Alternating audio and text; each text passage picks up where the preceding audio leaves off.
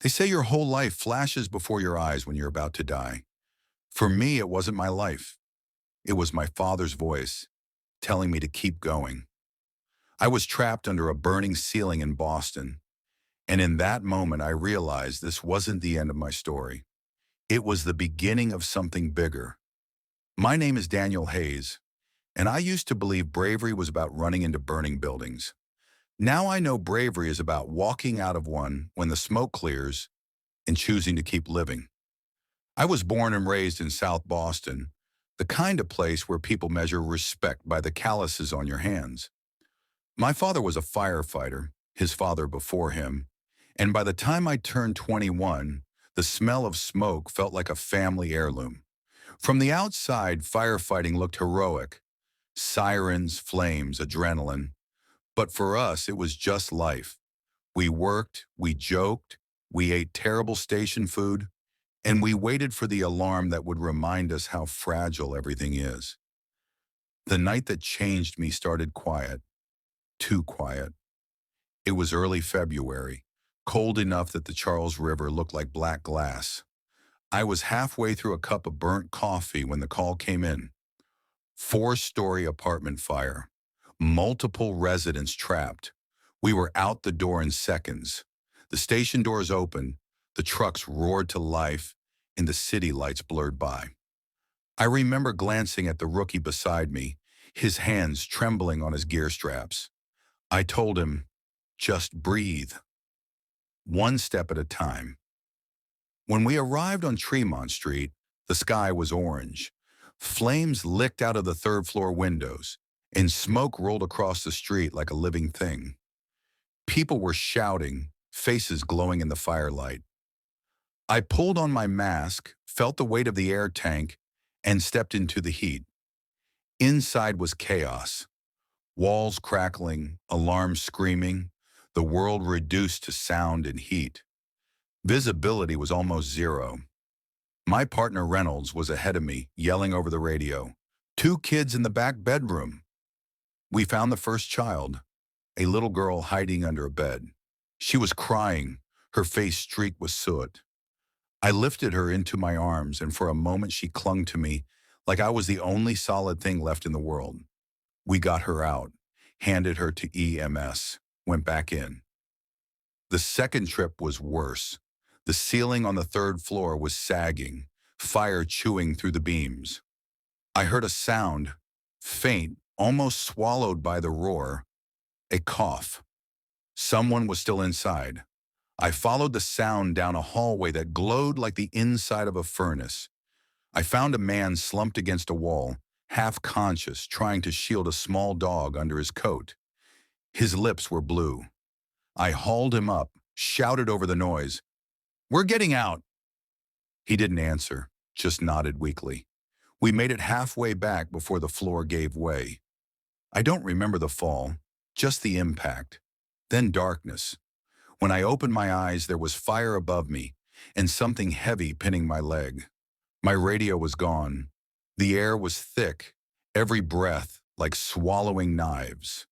That was the moment, that single silent second where you realize this might be it. I thought of my father. I thought of all the mornings I'd taken for granted.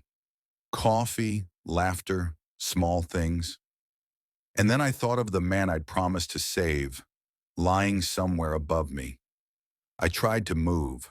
My legs screamed. I used what little strength I had to push the beam just enough to free myself. I don't know how I did it. Pain became a kind of prayer.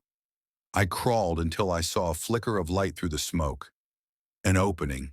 I dragged myself through it, coughing so hard I thought my lungs would tear. I collapsed on the cold pavement outside. They said later the building exploded less than a minute after I got out. The doctors told me I had third-degree burns on my leg, 2 broken ribs, and smoke damage that would take months to heal. They also said I was lucky. Lucky, I repeated, staring at the white hospital ceiling. Lucky. The man I'd carried out lived, so did the dog. They sent me a letter weeks later, shaky handwriting that said, "You gave us a second chance. I hope you give yourself one, too." I wanted to believe that, But recovery isn't cinematic. It's slow, quiet, and cruel. I couldn't sleep without hearing sirens. The smell of smoke made my hands shake. I thought about quitting, walking away from the job that almost killed me. But every time I looked at the scar on my leg, I realized something. That moment didn't end my story. It forced me to find a new chapter. When I was cleared for light duty, I started visiting schools, talking to kids about fire safety. It felt small at first, like I was just killing time until my body caught up. But one day after a talk at a middle school in Dorchester, a quiet boy came up to me. He said his dad had died in a house fire 2 years earlier, and he hadn't been able to sleep since. He looked at my scar and said, "If you can go back to work after all that, maybe I can sleep tonight." That night, something shifted in me. I realized legacy isn't what you do when you're on duty. It's what you leave behind when you're not. I began organizing charity runs for burn victims, mentoring rookies, teaching them that courage isn't about ignoring fear, it's about respecting it. One of those rookies, the same kid whose hands had trembled on his first fire, saved 3 lives last winter. He told a reporter, "Captain Hayes taught me that heroism isn't about not being scared. It's about what you do next." When I read that, I finally understood what my father meant when he said, "Every fire takes something from you, but it also gives you something back, if you're willing to look." A year after the accident, I went back to Tremont Street. The lot where the building once stood was empty, fenced off, quiet. I stood there for a long time, feeling the cold wind against my skin.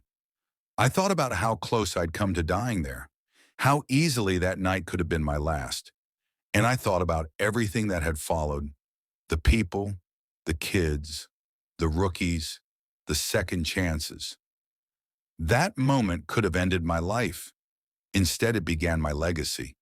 Not because I survived the fire, but because I learned how to live after it. Now every time the alarm sounds and I pull on my gear, I whisper a small prayer. Not for strength, but for clarity. To remember why I run toward the flames. Because sometimes the fire isn't there to destroy you. Sometimes it's there to show you what you're made of. You've come this far. Don't stop here. Hit subscribe and join a community that believes in second chances and real stories.